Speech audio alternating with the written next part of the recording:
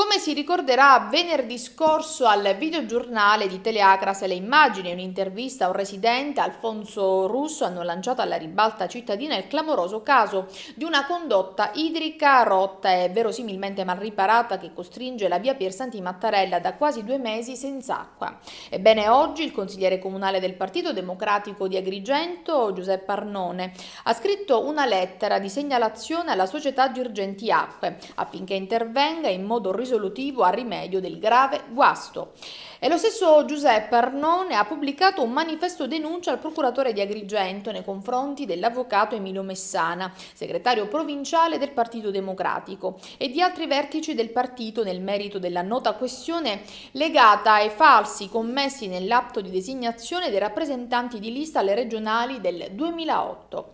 Il testo integrale del manifesto denuncia di Arnone è pubblicato sul sito internet all'indirizzo teleacras.com. Adesso seguiamo l'intervista di Davide Sardo. E contro il regime di illegalità e i personaggi della illegalità che stanno dentro il Partito Democratico.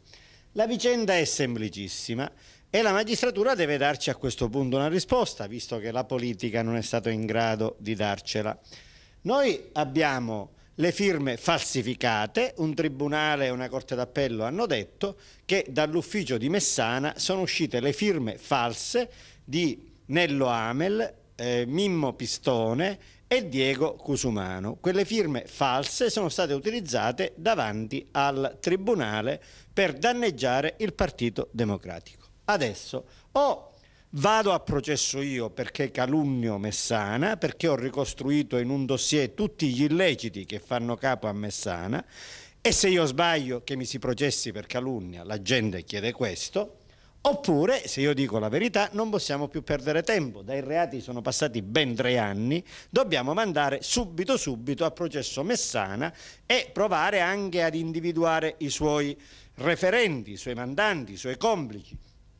Io ho dato al procuratore della Repubblica la mia piena disponibilità a fare luce, a testimoniare, oppure se mento ad essere punito io. Però non possiamo essere tutti bravi, sia io che Messana. Uno dei due deve andare a processo. Questo manifesto ha esattamente questo significato. E ricordo al procuratore della Repubblica che gli agrigentini hanno diritto a ciò che in precedenza non hanno avuto e che adesso, con la nuova gestione della Procura, cominciano ad avere una giustizia che sia la giustizia che vuole la Costituzione dello Stato italiano.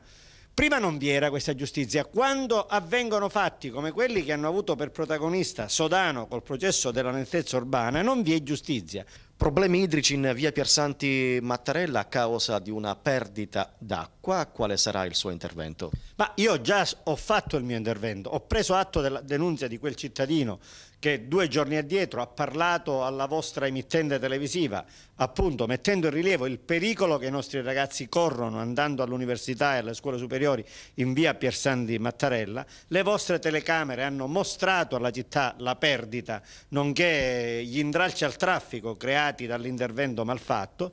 Girgenti Acque, secondo quello che diceva il cittadino, ancora non aveva provveduto ad intervenire. Io questa mattina ho preso carta e penna e ho scritto ai responsabili di Girgenti Acque, che normalmente mi hanno risposto in tempo reale realizzando gli interventi, segnalando al vostro servizio la necessità di provvedere con estrema urgenza in via Piersanti Mattarella. Io non lascio cadere le denunce dei cittadini nel vuoto, sono sempre disponibile sia in via diretta a chi mi contatta, sia anche quando vedo le denunce pubbliche sulle emittenti che seguo appunto per comprendere ciò che avviene.